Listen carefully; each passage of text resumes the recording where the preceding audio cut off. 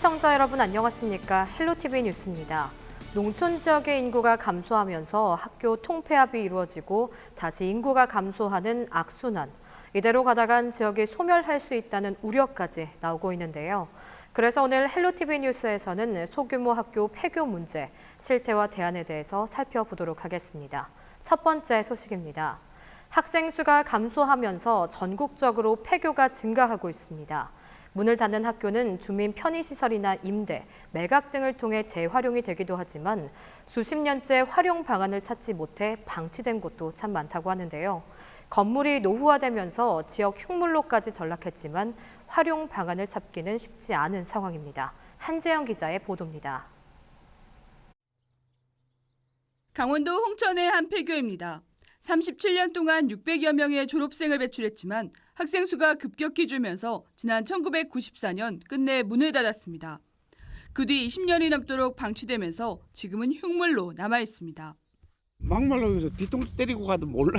아무도 안 보이 눈에 뵈는 게 없으니까. 아이 무조건 안 좋지.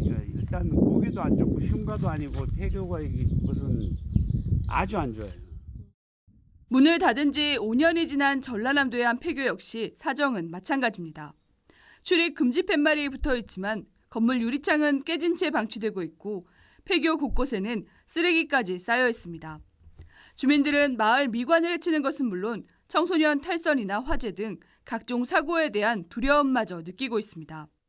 폐교인데 저쪽으로 밤에는 불만 뻘겋고 차라리 뭐 누굴 주던지 이렇게 제대로 활용만 되면은 동네 사람도 좀 낫지.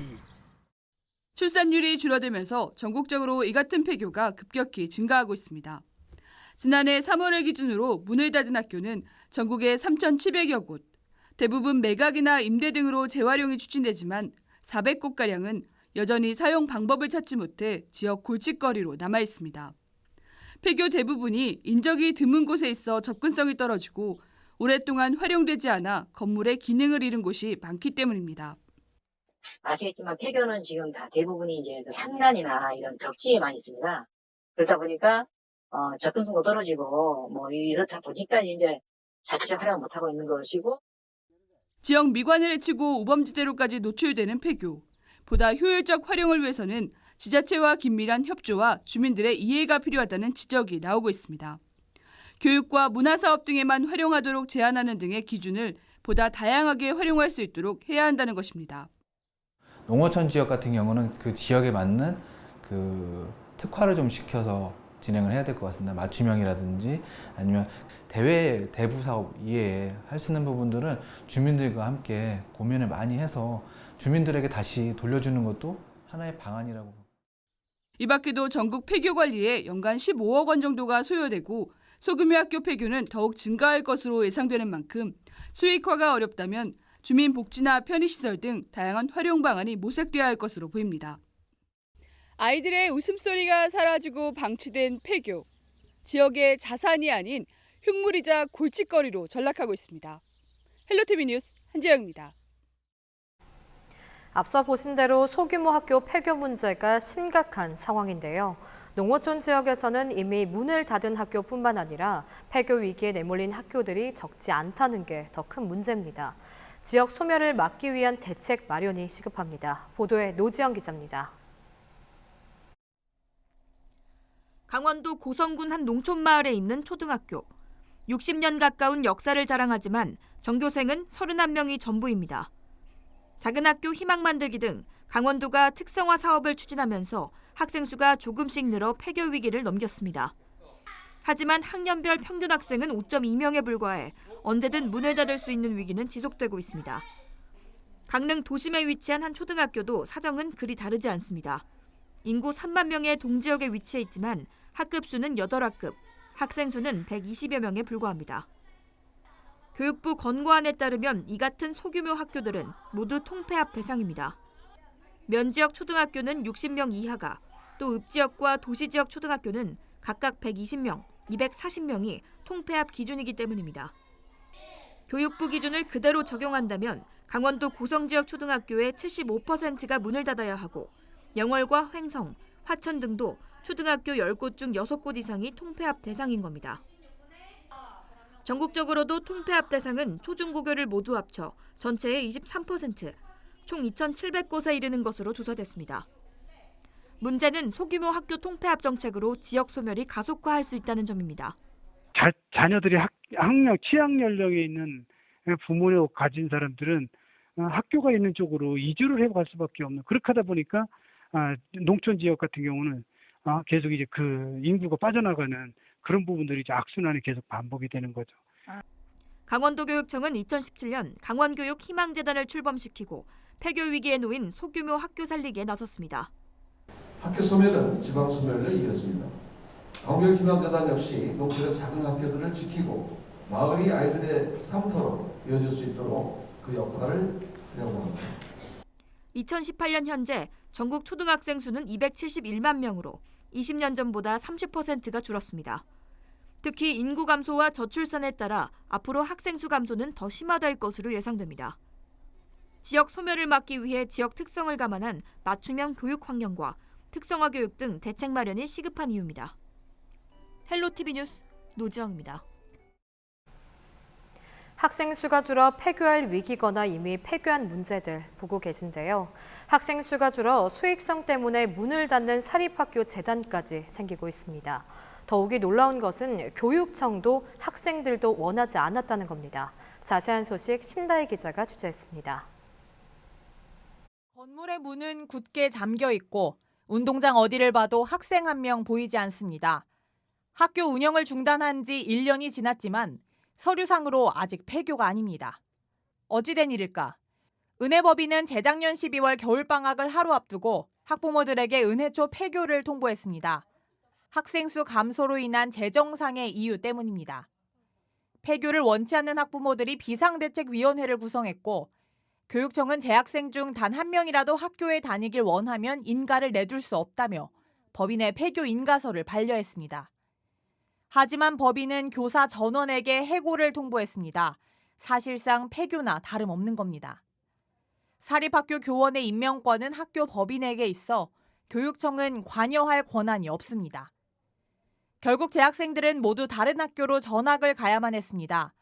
교육청은 인가 없이 무단으로 학교 운영을 중단했다는 이유로 법인을 검찰에 고발했습니다. 교육청과 재단은 법원의 판단을 기다리고 있고 은혜초등학교는 폐교 아닌 폐교 상태로 학생 한 명 없이 건물만 남아 있습니다. 그 재단은 사회자산으로 생각하는데 이제 정부는 공공재라고 생각하는 거잖아요. 그 갭만큼 이제 이런 현상들이 발생하는 것 같은데 상황이 이렇다 보니 학생 수 감소를 걱정하는 주변 학교들을 함께 운영해야 할 필요성도 제기됩니다. 지금 이제 뭐 다 흩어져 있잖아요. 사립학교도 있고 공립학교도 있고 뭐 다 흩어져 있는데 이거를 다 통폐합한 후에 캠퍼스 형태로 이렇게 학교를 만들어서 시스템을 하나로 통일한 다음에 같이 운영하는. 학령 인구 감소로 인한 폐교 사태는 농어촌뿐 아니라 대도시까지 나타나고 있습니다. 교육행정당국의 뚜렷한 해법이 필요한 시점입니다. 헬로티비 뉴스 심다희입니다. 네, 앞서 보신 대로 농어촌 지역뿐만 아니라 대도시에서도 문을 닫는 초등학교가 생겨나고 있는데요. 그런데 수도권 일부 신도시에서는 교실이 부족해 운동장에까지 건물을 짓는 상황이 벌어지고 있다고 합니다. 어떻게 된 일일까요? 보도에 김진재 기자입니다. 경기도 부천시 한 초등학교. 이 학교는 지난 2016년 일반 교실 36개와 음악실 등 특별교실 21개로 개교했습니다. 하지만 최근 입학생과 전학생이 급격히 늘었고 이 때문에 특별활동실 11개를 일반 교실로 전환했습니다. 이마저도 모자라 지난 겨울방학에는 학교 옆에 새로운 교실을 증설했습니다. 이렇게 늘어난 학급 수는 모두 58개로 부천 지역 초등학교 평균 학급 수인 25개보다 2배가량 많습니다. 학급당 학생 수도 부천시 평균보다 3명 많은 29명. 학부모들은 음악실 등 특별활동 공간이 계속해서 줄어들고 있다며 교실 부족이 교육의 질 저하로 이어지지 않을까 우려하고 있습니다. 기존 과학실이라든지 영어 특별실 같은 부분을 일반실로 전환하게 해서 사용하고 있는 상황이라서 과학실 같은 곳에서 실험을 해야 되는데 과학실에서 실험을 하지 못하고 아이들이 많다 보니까 그 아이들이 뒤로 밀려나면서 체계적인 교육 시스템이 그 뒤에까지도 못 가는 상황이 생겨서 조금 교육적 질에 문제가 있어 보였거든요. 교사들 역시 갑자기 늘어난 학생들로 인해 고충이 생겼습니다. 아이들이 늘어난 만큼 한 명 한 명에게 집중할 수 있는 시간은 줄어든다는 겁니다. 28명, 27명의 아이들을 상대하는 것보다 32명, 33명 아이들을 상대하니까 선생님들은 더 에너지도 소모될 뿐만 아니라 그에 대한 어떤 대응책을 마련을 해야 되는. 하지만 입학생 증가 추세가 계속되고 있어 교실은 여전히 부족한 상황. 최근 운동장에 교실을 증설한다는 계획까지 나오자 학부모들은 교육청과 지역 정치인 등에게 대안 마련을 요구하고 나섰습니다. 운동장에 증설할 경우에는 학생들의 운동장 시설이 거의 이용 불가할 정도로 좁아지기 때문에 학교 바로 옆에 녹지 공간이 있기 때문에 그 공간에 학교 증설을 요구하고 있습니다. 인근 초등학교 역시 같은 상황을 겪고 있습니다. 특히 이곳은 운동장 외에는 더 이상 교실을 증축할 공간이 없어 당장 다음 달부터 공사가 시작됩니다. 초등학교 애들이 제일 좋아하는 공간이 운동장인데 그 운동장의 거의 절반 가까이를 교실로 내줘야 되는 상황이고. 부천시 옥길동에 입주한 세대는 모두 9,200여 세대. 당초 부천교육지원청은 5,000세대당 초등학교 한 곳이 필요할 것으로 계산해 적정 초등학교를 2곳으로 예상했습니다. 하지만 이후 분양 과정에서 다자녀 가정에 대한 가점이 생기고 이에 따라 예상보다 2배가량 많은 아이들이 유입된 겁니다. 교육청 관계자는 현재 초등학교 교실 부족 문제를 인지하고 있다며 해결 방법을 논의 중이라고 밝혔습니다. 택지 조성 당시 교육당국과 LH의 원활하지 못한 소통으로 아이들은 운동장마저 교실로 내줘야 하는 상황에 처했습니다. 헬로티비 뉴스 김진재입니다. 학생들 보기가 드물어요. 여기에서 학생이 하나도 이래요. 그냥 학교 자체가 없어진다는 것에 자체 섭섭한 거. 제주도 간 것도 기억나고 학예한 것도 기억나고. 2월 말에 폐교가 됐기 때문에 우리 이제 마지막은 이제 폐교 마지막 정리하고 있습니다.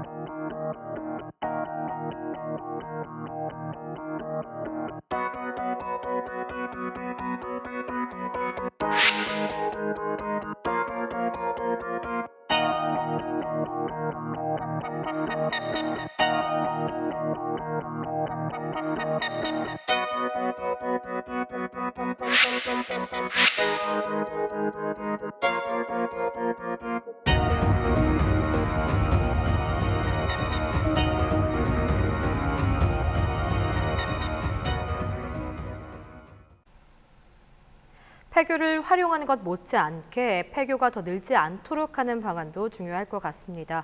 분위기를 바꿔서 경북으로 가보도록 하겠습니다. 경북에서는 도심 속에 사는 학생들이 주소지를 옮기지 않고도 시골 지역의 작은 학교를 다닐 수 있다고 하는데요. 폐교 위기에 놓인 작은 학교들의 대안 모델로 주목을 받고 있습니다. 김신혜 기자가 취재했습니다. 경북 영주의 장수초등학교는 전교생이 40여 명입니다. 교육부의 학교 통폐합 권고 기준에 따르면 폐교 대상입니다. 지난해 입학생은 3명. 한 학급을 만들기엔 인원이 적어 당시 2학년 학생들과 한 반이 됐습니다. 올해는 사정이 나아졌습니다.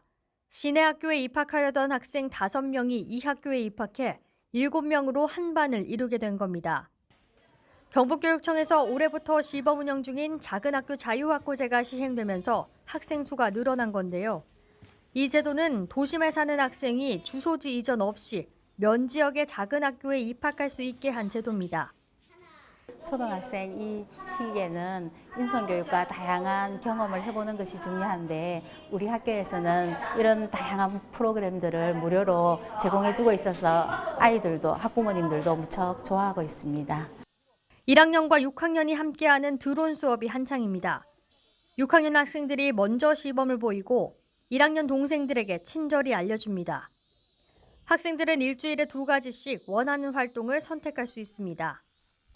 다른 학교는 안 하는데 저희 학교는 이렇게 하니까 조금 색다르고 드론은 인터넷에서 보고 멋있다고 생각했는데 학교에서 가르쳐 주니까 너무 재밌어요.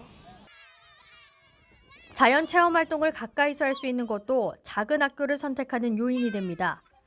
학교에 드리워진 소나무에 밧줄을 매면 놀이터가 숲 체험장으로 바뀝니다. 우리 학교엔 나무가 많아가지고 줄놀이도 하고 학교 안에 계속 답답하게 있지도 않아서 좋아요. 수업 끝나고 해머에서 노니까 되게 좋아요.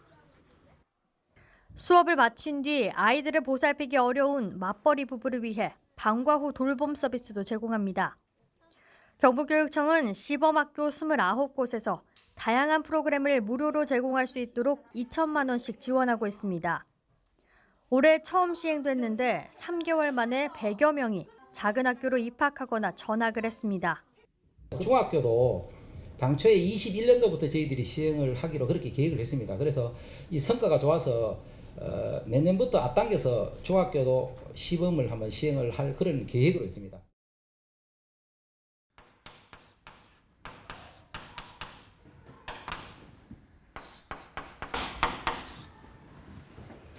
경북 전체 학교 중 절반 가까이가 폐교 대상입니다.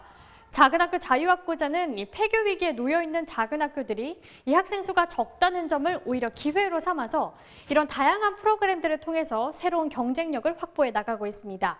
헬로티비 뉴스 김신혜입니다. 농촌에는 인구수가 줄면서 문을 닫는 학교가 잇따르고 있습니다. 이런 가운데 주민이 교사로 참여하는 마을 학교를 운영해 폐교 위기를 극복하고 있는 사례가 있어 눈길을 끌고 있습니다. 한범호 기자의 보도입니다. 방과 후 활동을 위해 모인 아이들. 갖가지 재료를 활용해 김밥 만들기에 나섰습니다. 일주일에 한 번씩 열리는 마을 학교 수업 현장인데 선생님은 다름 아닌 지역 주민입니다. 마을학교 사무장님을 통해서 이 마을학교 사업을 알게 되고요.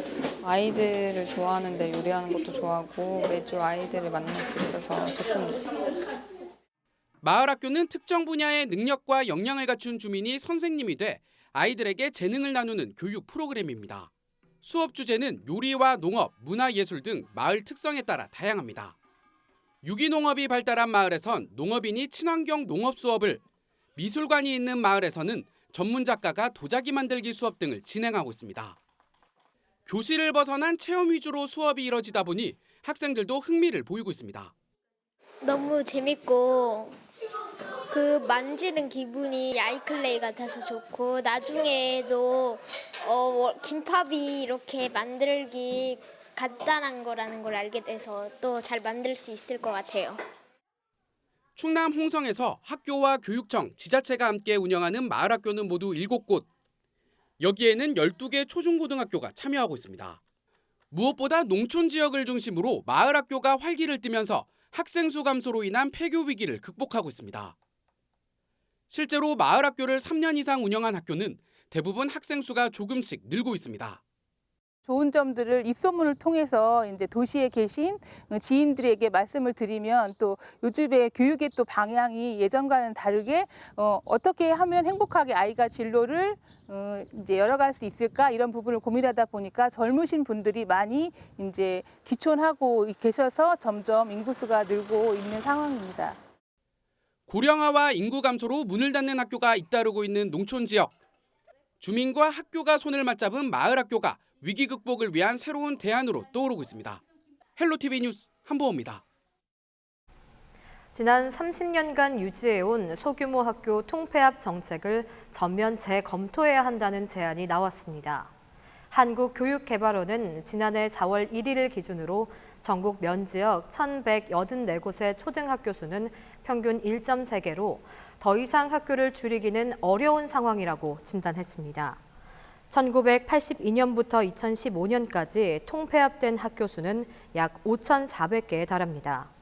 한국교육개발원은 인구절벽 시대를 맞아 학령 인구 감소에 대응하기 위해서는 통폐합으로 소규모 학교를 없애기보다는 오히려 살리는 방향으로 관점을 전환해야 한다고 제시했습니다. 특히 교육과정을 특성화하거나 운영 모델 다양화 등을 통한 네트워크를 구축하는 것이 필요하다고 강조했습니다. 아이들이 떠난 전남 광양의 한 폐초등학교는 예술촌으로 되살아났습니다. 주민들의 일상에 문화예술이 자연스럽게 스며들면서 사람들이 떠나가던 마을이 대표적인 소통 공간으로 탈바꿈을 했습니다. 서채리 기자가 소개합니다. 폐교하면 어떤 느낌이 드시나요? 사실 폐교는 공포영화의 단골 소재로 쓰일 만큼 어딘가 모르게 좀 쓸쓸하고 흉흉한 느낌이 들기도 했는데요. 제가 나와 있는 이곳은 폐교가 지역 예술의 거점으로 새롭게 변신한 광양 사라실 예술촌입니다. 이곳은 지역 주민과 예술인들의 문화 놀이터로 손꼽히고 있습니다. 지난 2007년 도심으로 아이들이 떠나가면서 폐교된 초등학교는 2016년 주민문화공간으로 다시 문을 열었습니다. 누구나 문화활동을 즐길 수 있는 광양 사라실 예술촌에는 평일에도 수업을 듣거나 취미를 즐기는 주민들로 북적입니다. 도예와 샌드아트를 비롯한 다양한 취미 예술 프로그램의 인기가 높습니다. 먼저 배우신 분이 이제 서로 아름아름 해가지고 그렇게 왔어요. 내가 뭘 만든다 이렇게 해가지고 마음대로 만들 수 있는 게 좋아요. 사라실 예술촌은 지역의 역사와 특색을 보여주는 예술촌으로 거듭나면서 지난해 국토부의 폐교 활용 우수 사례로도 꼽혔습니다. 청년 작가들에게 작업 공간을 내주고 지역사회와 예술인을 이어주는 네트워크 역할을 하게 되면서 사람들이 떠나가던 마을도 소통의 장으로 바뀌었습니다. 폐교가 흉물로 있을 때는 참 보기 안 좋았는데 마을 어르신들이 많은 사람들이 오고 가고 하니까 이렇게 좀 생동감이 넘친다. 예술촌이 성공을 거두면서 광양시도 예술촌과 인근 관광지를 이어 복합 문화단지를 조성하겠다는 계획입니다. 사라실 예술촌은 앞으로도 지역의 폐교가 지속가능한 지역민의 공간으로 거듭나야 한다고 말합니다. 문화면 문화, 그다음에 생활예술이면 생활예술, 그리고 음악이면 음악. 어떻게 하면 지역민들에게 문화예술로 치유의 현장이 되는 곳으로 조금 만들고 싶어서 우리 이런 폐교의 활용 방안은 꾸준히 연구되어야 된다고 조금 생각을 합니다. 헬로티비 뉴스 서채리입니다. 각 지역별 폐교 활용 방안 살펴보고 있는데요. 이제는 강원도 평창으로 가보도록 하겠습니다. 강원도 평창에서는 문을 닫은 폐교가 문화예술 창작 공간으로 새롭게 탄생했다고 하는데요. 지역의 문화를 만들어가는 역할까지 톡톡히 하고 있다고 합니다. 홍승현 기자가 취재했습니다. 하얀 도화지 위로 예쁜 꽃과 풀잎이 돋아납니다. 3개월 전 서울에서 내려온 선미화 씨는 그림을 그릴 작업 공간을 찾다 평창에 터를 잡았습니다. 선 씨에게 이 공간은 작업도 하고 주민들에게 미술을 가르칠 수 있는 새로운 기회가 됐습니다. 서울보다는 여러 가지 지역의 풍경이나 이런 게 너무 좋잖아요. 그리고 자연과, 그리고 저는 이런 거에서 영감을 많이 얻는 편이어서 개인적으로 작업을 할 때도 많이 도움이 되는 것 같아요.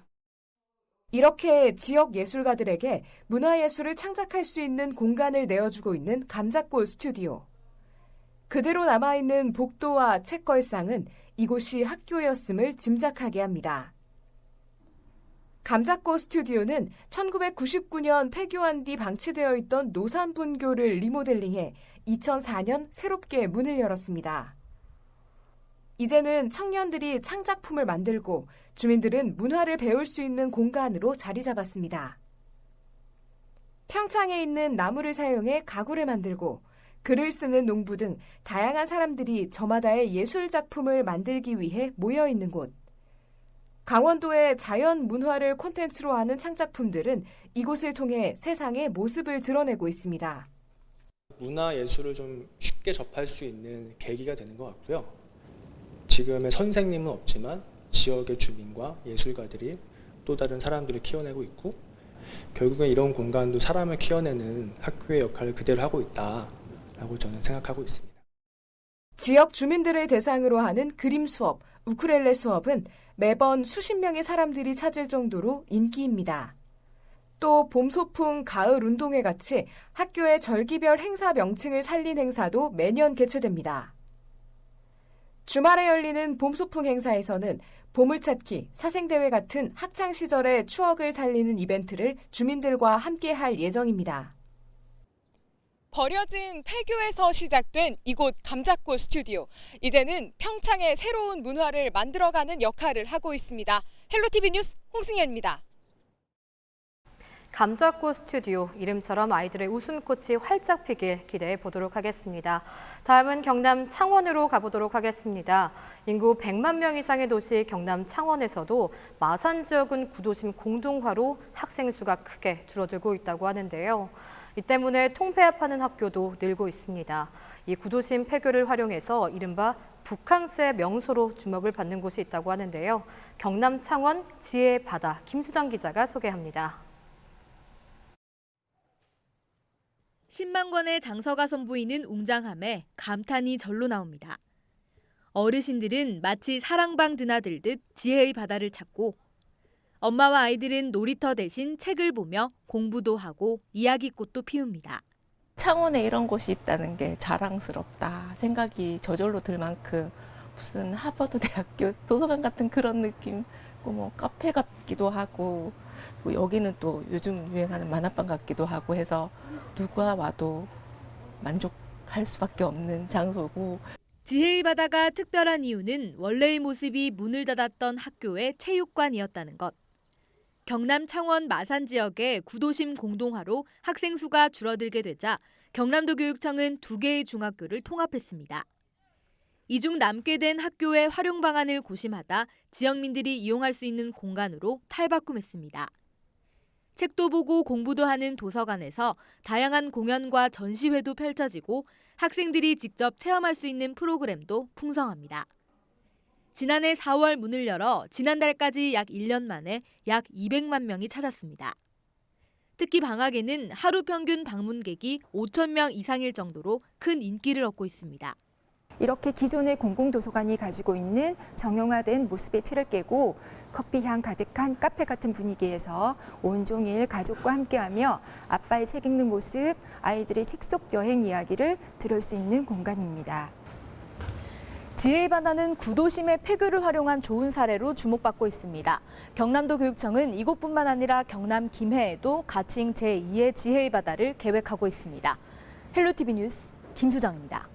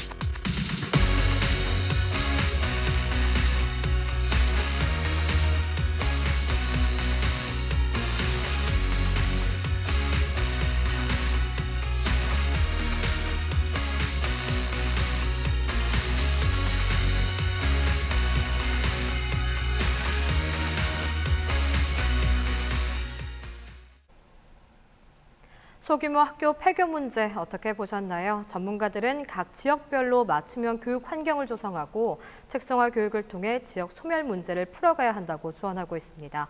보다 정확한 진단과 대안 마련을 위한 공론의 장이 펼쳐지길 기대하겠습니다. 이어서 지역 뉴스 전해드립니다.